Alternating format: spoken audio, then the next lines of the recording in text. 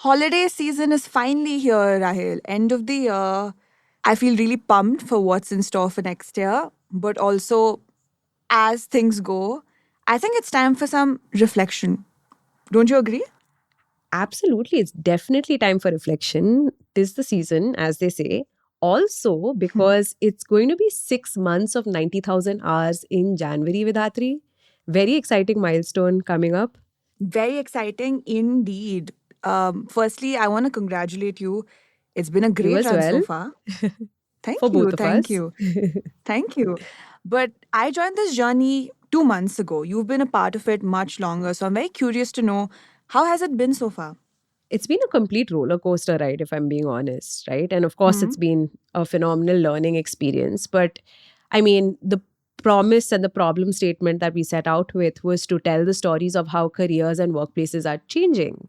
And to be completely honest, it is a very audacious goal to have set for ourselves, right? Especially because most people don't know what their career is going to look like 5 or 10 years from now. It's audacious, but it is most certainly very, very exciting.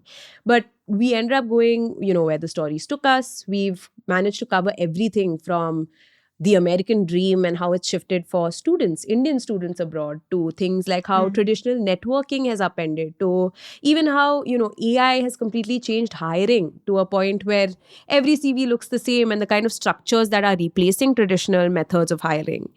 Uh, but still, despite all of that, I feel like we're just getting started and there is so much more for us to cover. We barely scratched the surface. I'll get to that, but firstly, I want to give you a big shout out. I think you've done a great job so far.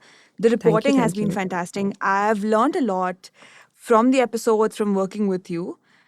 But I do agree that we're just getting started. We really are. I think mainly because there's so much to be done and covered in this space, Absolutely. right? I really think we're in the midst of the most transformational periods for the job market right now. I know. Every young person feels like they're in the worst possible time ever. But right now, some truly interesting things are happening that need to be tracked, that need to be assessed. Don't you agree? Absolutely. Absolutely. I fully do. Let's kind of go back to what we've been talking about in every single episode up until now. We know that that traditional 40-year career path is gone. People are pivoting to these entirely new paths that very often have no relationship to what they may have studied in college or university. And all that Mm. conventional wisdom of, what makes a good career honestly has been thrown out of the window entirely, right? What does that mean for young people, right? The people just starting out in their careers. That is honestly the tension that we want to explore in this podcast. And you know what, Rahel? Actually, while I was hearing you talk about this and really sort of lay out the problem statement that we started the podcast with, I think I have an idea, and now is a perfect time to do it. We should open that tension up, that conversation up to our listeners. We've both discussed multiple times how we want 90,000 hours to be a community. We didn't want our stories to go into the void, right? Because we're speaking to younger people who are starting their careers, who are in the early stages of their careers. And we want to tell the stories of people navigating this moment of change, right? And that's the most important thing for us. So I was thinking, why don't we link a short survey asking people about what they want 90,000 hours to cover? Get voices from the ground, actually, understand people's experiences. I think that could be good.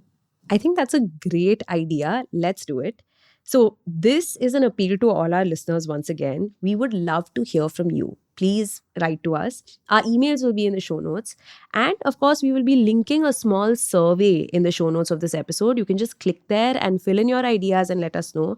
And we will do our best to answer those like pressing questions that you have in a future episode of this podcast. Also, quick reminder, we're very active on LinkedIn. So feel free to reach out to either Vidhatri or I at any point of time. You can drop us a DM with anything at all, and we would be more than happy to chat. Perfect, perfect. I think we're setting this up for something larger. Hopefully, we get a lot of responses and we get to engage with all of you guys. with Let's say that, that I think, let's say that annoying thing that all podcasters and content creators say, big which things is, coming, guys, in oh, 2026. big things coming, big things coming. And again, as all podcasters say, you have to find a segue back into the episode, and I was trying to do that. Oh But let's just no. keep it. Sorry for ruining Let's that keep for it. you. Don't worry. Let's keep it casual right now. Don't worry. But thanks for the appeal, and we should, I think, get into the episode for today, where we'll discuss what 2025 looked like for work and try and answer what 2026 will look like. Once again, this is Vidhatri. This is Rahil. Welcome to 90,000 Hours.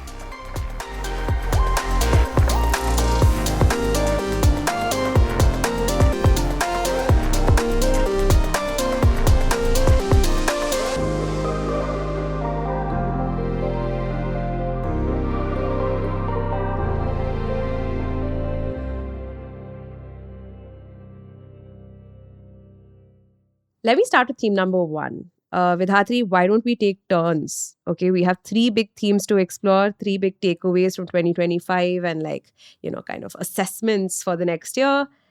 Shall I start with theme number one? Let's go. Let's do it. Okay. So, this is something that we hinted at in the introduction a little while ago. I want to talk about the traditional career pyramid. We've spoken about how it's broken and how this isn't specific to just one industry or one sector. It's playing out across IT services, consulting, investment banks. So, I thought to kick things off, why not talk about what will replace the pyramid? Right. But I do think we have to first take a second to define what this pyramid is, right? So, for the listeners, for decades, organizations were built on this simple idea. You hire a big base of juniors, you train them, promote a few, and eventually a tiny number make it to the top. Now, that structure kept everything running. Think of all the organizations around you. But we've been seeing the erosion of this pyramid for a while now. Exactly. In fact, Rohan Dharmakumar, our colleague, the CEO of the Ken and the host of the Ken's podcast, First Principles, 2 by 2 and Zero Shot, wrote this great newsletter a couple weeks ago on exactly this, right? Before we get into what's replacing the pyramid, let's talk about why that erosion is happening in the first place. In one line, it's because demands have changed.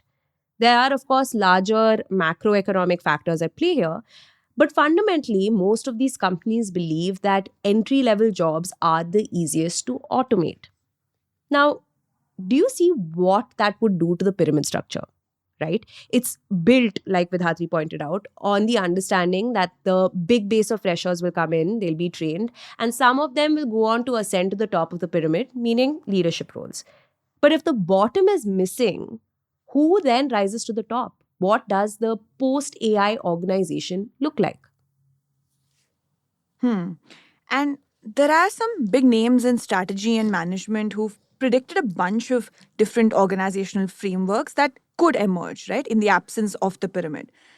You know, there've been there's been talk about the hourglass model and the diamond model. And like the shape suggests, an hourglass model would be a lot of leadership, a big base of freshers, and a slim middle management layer. And diamond, on the other hand, would be lots of middle managers and a small top layer and entry level layer.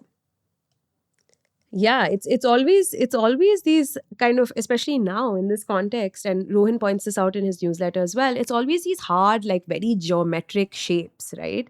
It's very defined, very clear, very sharp. In Hmm. fact, there was an interesting trend playing out in the world of consulting. Right, there's a wonderful article about it in Harvard Business Review. It suggests that an obelisk model is emerging in consulting. Now, the authors of this piece argue that organizations will continue to need consultants even in the age of AI.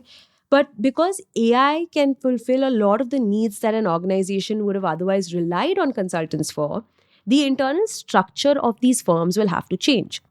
And the author suggests that one that resembles an obelisk may be the answer. Now, I'm not going to lie, Vidhatri, let me be honest. I had to actually Google what an obelisk looks like after I read this. Yeah. Yeah, no shame Yeah. there. I don't think I know either, but I have a little bit of a sense that it's that like tall, slender, those tapered sort of monuments.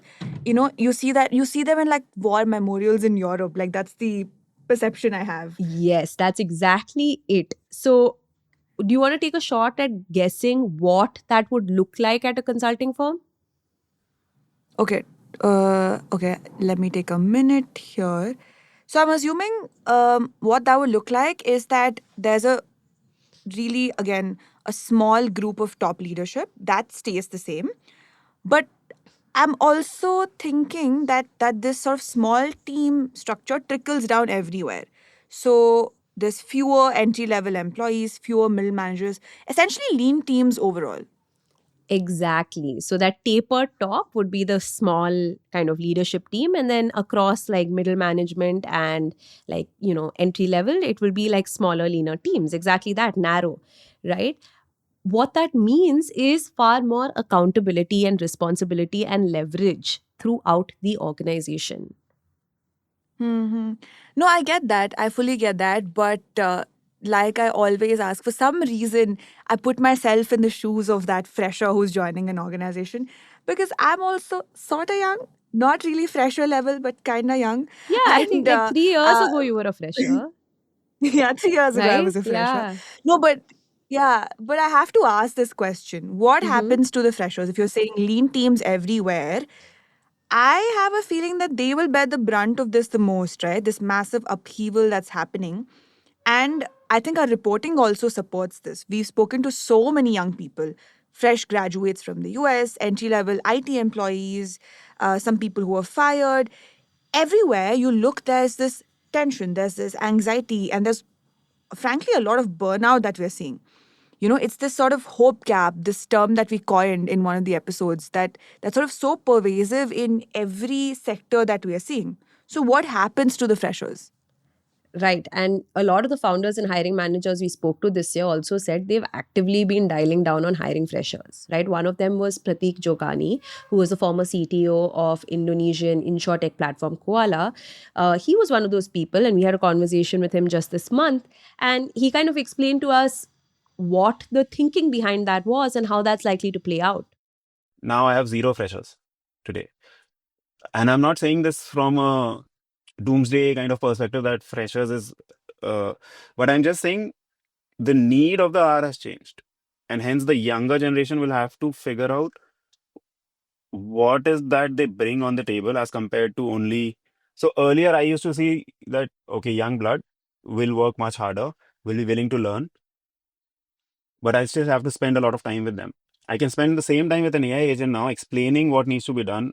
Now, one fun thing we do a lot on our interviews is ask people to put themselves in the shoes of a 21-year-old just starting out and then ask them what they would do in this situation, right? One of those people was Manav Garg earlier this year. He's the former CEO and founder of Eka Software, and he's also the co founder and managing partner of Together Fund. I think we are again going by the paradigm that things are going in an incremental fashion. So therefore, we are saying, okay, fine. Now, if I used to know, let's say Java, C++ come, I know C++. Now cloud technology comes, I can therefore learn cloud technologies, and therefore my engineering capability is same. But I don't think we're looking at the change in a similar way today. If you look at it with AI coding assistants, that's the example, right? Now, yes, the engineering approach is required, but do I need as many number of engineers to do the same level of coding? The answer is no. There could be a 10x productivity in that, or some cases 100x productivity, some cases 1000x productivity. If I was a content writer, right? So my job will be at risk, right? So we are not looking at reskilling. So I want to change the paradigm there. I think we're looking at adaptive change where you have to unlearn what you have learned so far. Okay, Vidhatri, that was my theme for 2026 and my takeaway from 2025. Do you want to go next? Yes. And my theme and topic is about AI implementation in the workplace, right? And I am arguing that we have gone from enterprise subscriptions to full scale productivity measurement. Now, I know it's just a bunch of words at this point, but let me explain. Um, but let's go back a little bit. So, 2 years ago, we had just begun having the conversation about AI becoming part of our workflows. And of course, it has in a big, big way. But now I feel like we're beginning to see the second and third order effects of that sort of integration. If you look closely, the needle kept moving every few months. And our reporting at the Ken, at the editorial side or on the podcast side, it really reflected that. So back in May, our colleague Arundhati Ramanathan, she surveyed 500 employees in tech in India across various levels to get a sense of where AI adoption was at workplaces in India. Now, the first wave saw enterprise subscriptions at scale. Companies and startups saying, we will give you this license to Microsoft Copilot or Gemini or ChatGPT. And they wanted their employees to upskill. They wanted to roll out these AI tools because they had to do it. That was the need of the hour, or they'd be left behind.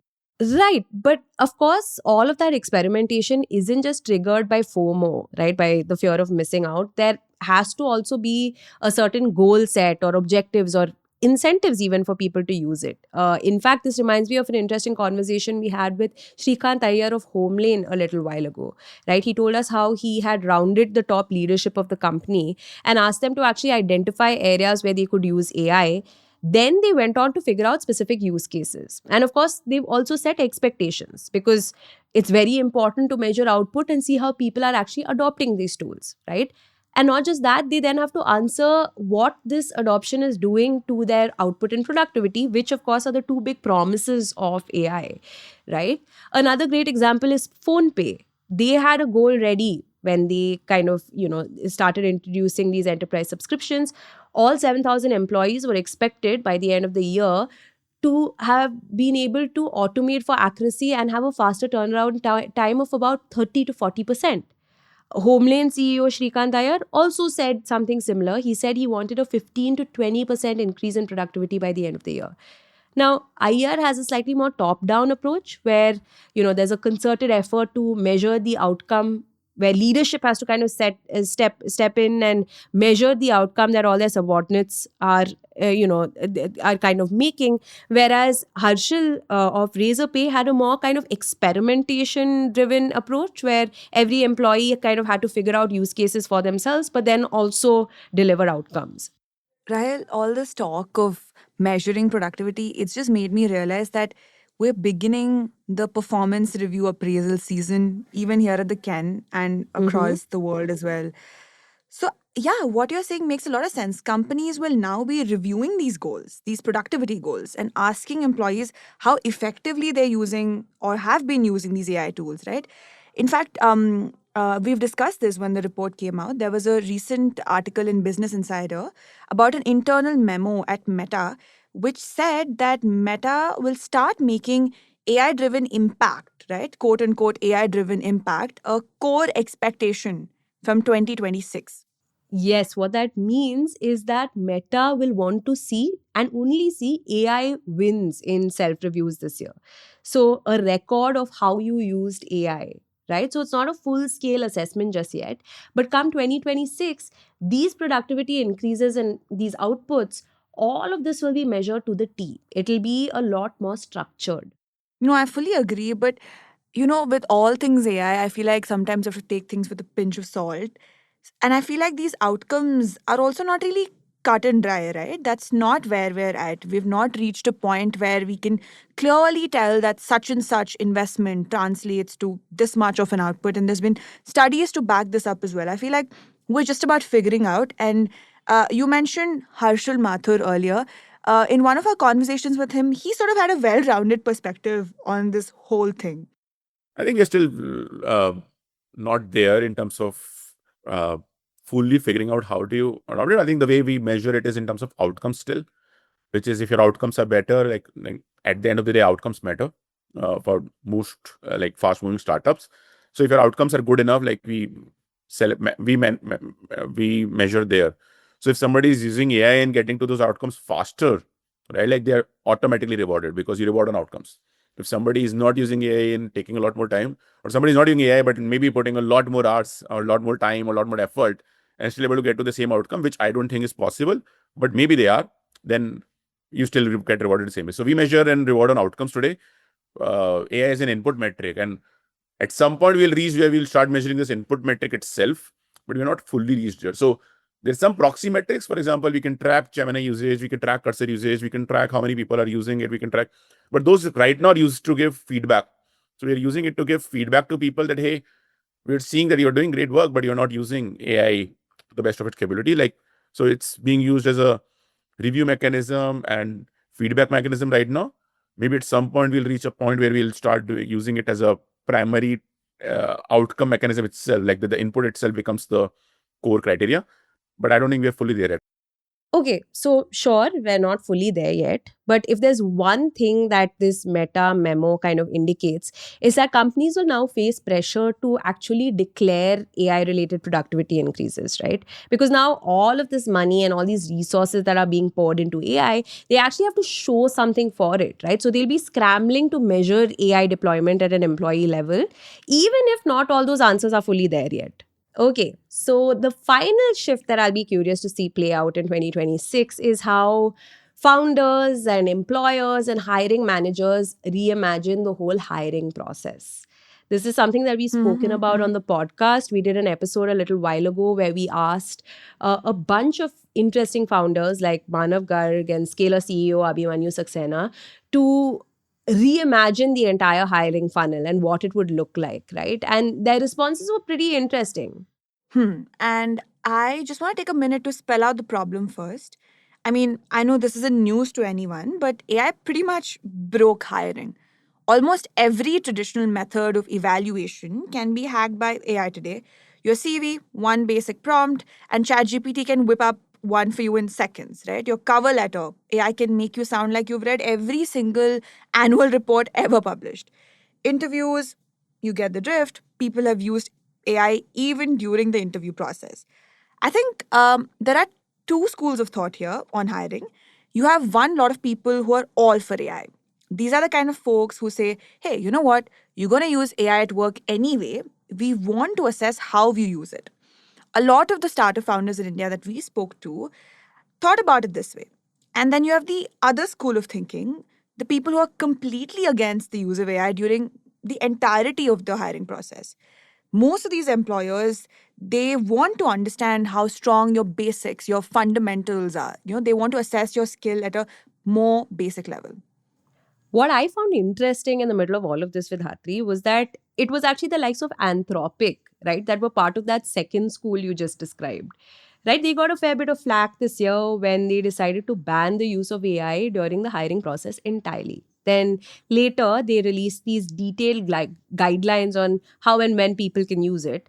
But I do believe a lot of founders have moved even beyond that, right? Most recently, for instance, we spoke to Pratik, Koala CTO, and he said that A, he's hiring way less freshers, like we mentioned before, but B, the freshers that he does end up hiring, the few freshers that he ends up hiring, he's more keen on understanding their mindset and where they're coming from. So if I have to hire a fresher today, I'll actually ask him about what all things he does which shows discipline or rigor. Like, does he run a marathon? I think most marathon runners are midlife crisis guys. So maybe a fresher might not be doing that. But if they are, then it's an absolute tick already for me because there is something disciplined about it. If they read a lot, if they just create music, but regularly they have created music, not for the sake of it for 2 years in college, right? Those things would matter a lot more because it shows a mindset that you are willing to put in hard work in a certain area longer term. And that is what would be needed. And all of those things build taste, even if they build taste in a certain muscle. All that muscle can be replicated is what most studies show also. Like that is why range and multitasking has helped a lot of people. Especially now, a generalist might end up being better, but you cannot be a generalist which is below average in everything. So AI is a multiplier, right? Which means if you're less than one, it'll multiply you and it'll take you below. If you more than one, it'll multiply you better. So that matters. But taste is becoming that thing. Like when you talk to a person, the way he expresses about the solution he has done, as compared to earlier where people used to straight away get into algorithms. I don't get into algorithms at all right now. I'm just like why did you take this decision versus that in life, not in code, just in life, to understand where they are coming from. Yep. A lot of the founders we spoke to are now asking questions that ChatGPT can't answer so easily. For example, one guy we spoke to said he asked every applicant to pick a product, could be lip gloss or shampoo, anything really, and then he asked how they would sell 1,000 SKUs. If someone said something generic like, "Oh, I will make social media content and I will do marketing," he immediately junks the answer. He wants to hear some genuinely interesting, counterintuitive responses. And he told us that one of the interviewees that he was speaking to chose shampoo as the product that she was going to sell. And she said she would make miniatures and place them in the common washroom. And that obviously stood out. And not just any common washroom, she said she would want to place it in common washrooms in boys' hostels, right? And her kind of reasoning behind that was boys don't really care about shampoo brands. If it's free and it's lying there, they'll use it. But if they like it, they're more likely to actually go and buy a bottle. Whereas women are believed to be a little more particular about the kind of shampoo brands that they use. They typically have a preferred brand, preferred kind of shampoo that they use. Now, I mean, we can argue about that, but I think it is an interesting kind of, to come up with something like that on the spot is interesting. And I understand why that answer would have struck him as, different and unique. I think in general, the sense that I do get is that employers are assessing for who you are, right? Especially when things are ambiguous. How do you think through problems? How do you find solutions? Do you have a builder mindset? Are you excited to learn? I think those are the things that employers, founders, CEOs are particularly concerned about in 2026. Well, this year and of course next year and going forward. So I would say if you're applying for a job, those are the things that you have to be extremely clear on, right? Who are you beyond the AI tool that you use? How does your brain work without those AI tools? And that's the sense I got as well from our conversations with people and hiring folks. But like, to put it simply, to really summarize, I think in 2026, if you're applying for a job, I guess you have to lean into your humanness, your innate humanity. It's not as dramatic. I feel like people really want to see what's unique about you and what references and interests and personality you bring to the table. And that could mean so many different things because we're all different. I feel like that's what hiring managers and founders and employers are looking for. Absolutely, Vedhati. What a fun, hopeful note to kind of wrap this episode up on. Thank you for that. Shall we call it? That's a wrap. That's a wrap on this year. And it's going to be 6 months of 90,000 hours, as we said. It's been a great run so far. I hope all of you have a really, really happy holiday season. And we'll see you next year. And don't forget to take that little survey that we're linking in our show notes and tell us what career-related questions that you want answered. Okay, bye.